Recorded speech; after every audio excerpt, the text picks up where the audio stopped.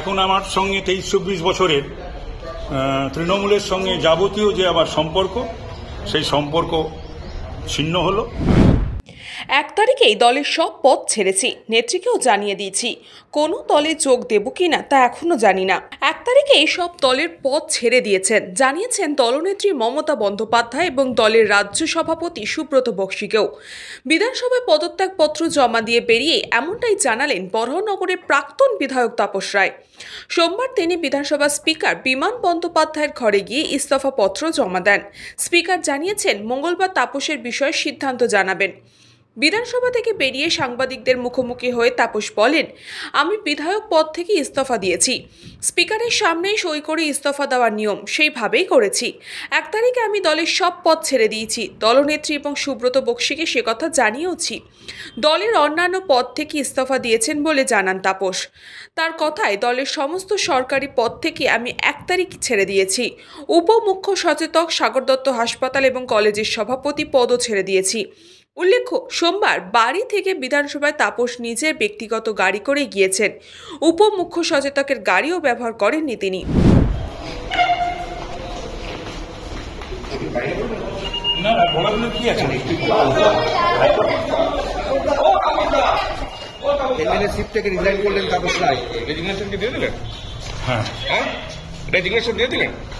Resignation দিলাম, honourable স্পিকারের সামনে দিতে হয়, সই করে দিতে হয়। ওনার সামনে সই করে মেম্বারশিপ থেকে রিজাইন করলাম। মানে এমএলএ পদ থেকে? হ্যাঁ, ওটা তো মেম্বারশিপই বলে।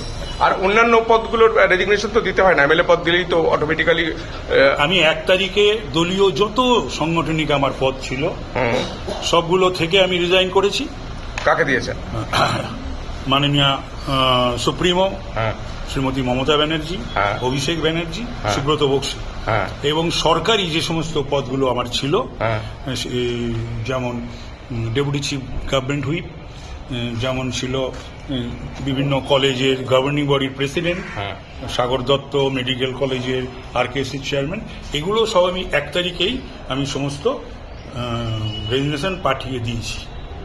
মানে 1 তারিখে। এরপর কি? এবং আমি গাড়িও ছেড়ে দিয়েছি 1 তারিখে। এরপর কি? না, এরপরটা পর বলুন। এরপর বিজেপির কি ক্যান্ডিডেট হবে? আমি জানি না, সেটা কি করে জানবো? এইটা বলার অধিকার আমার আছে। বিজেপিকে যোগ দেবেন? দেখি, সেটা আমি এখন ভাববো। এখন তো আমি নিজে একটু ফ্রি বার্ড।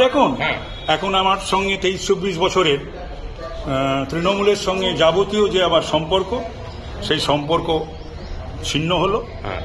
আগামী দিনটায় আমি দেখবো, আমি ভাববো কি করবো। অন্যদিন তো বটেই, একটু বেশি করে, তার আগের থেকেই ছিল, অনেক দিন ধরেই ছিল। কিন্তু ইদানিংকালে, আমি তো বললাম, ইদানিংকালে যে এত এই দুর্নীতি যেখানে যাচ্ছি শুনছি, অ্যাসেম্বলির ভেতরে, অ্যাসেম্বলির বাইরে, তারপরে এই আমাদের এই যে ঘটনাটা ঘটল সন্দেশখালী, সেই সমস্ত ব্যাপারগুলো আমার মনকে খুবই নাড়া দিয়েছে। আর আরেকটা কথা, সুদীপ বন্দ্যোপাধ্যায় কি বার্তা দেবেন? না, ও সমস্ত কোনো বার্তা টার্তার কোনো ব্যাপার নাই। রাজনীতির ময়দানেই হবে। তাপসের ইস্তফা নিয়ে বিধানসভা স্পিকারও জানান, ব্যক্তিগতভাবে তাপসের পদত্যাগে আমার খারাপ লাগছে। দীর্ঘদিন ধরে আমি এবং তাপস একসঙ্গে কাজ করেছি। আজ এসে পদত্যাগ করছেন। তার পদত্যাগপত্র যাচাই করতে নির্দেশ দিয়েছি। মঙ্গলবার 12টায় সিদ্ধান্ত ঘোষণা করব। তাপস রায়কেও আসতে বলেছি, তবে উনি পদত্যাগ না করতেই পারতেন। মাননীয় সদস্য পশ্চিমবঙ্গ বিধানসভা, তিনি আমার কাছে আজকে এসেছিলেন। একটা রেজিগনেশন লেটার তিনি আমার অফিসে জমা দিয়েছেন। সেই resignation letter is under my examination. আমি কালকে এটাতে অর্ডার পাস করে দেবো। মানে এখনো গ্রহণ করা হলে এটা বলা যাবে না। Naturally it is under my examination.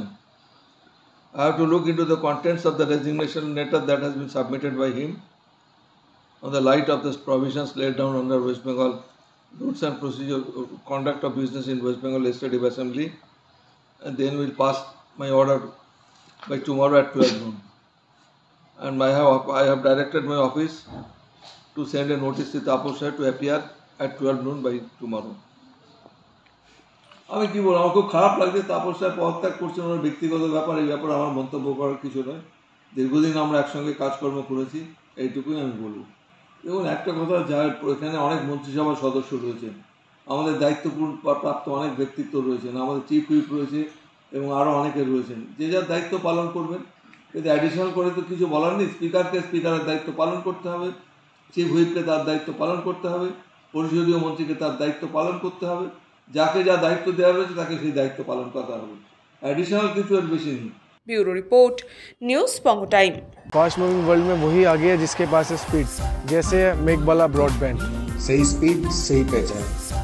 सो अगर कांस्टेंट फास्ट स्पीड चाहिए तो ले आइए मेघबाला ब्रॉडबैंड। আস্থা পলিক্লিনিক ও ডায়াগনস্টিক সেন্টার, এক ছাদের তলায় বিশিষ্ট চিকিৎসকদের চিকিৎসা পরিষেবা পেতে আজই আসুন আস্থা পলিক্লিনিক ও ডায়াগনস্টিক সেন্টারে। আমাদের ঠিকানা নোনা চন্দনপুকুর, চ্যাটার্জিপাড়া। আমাদের যোগাযোগ নম্বর 7003758330। New Shatarupa, one stop solution for your smart choice.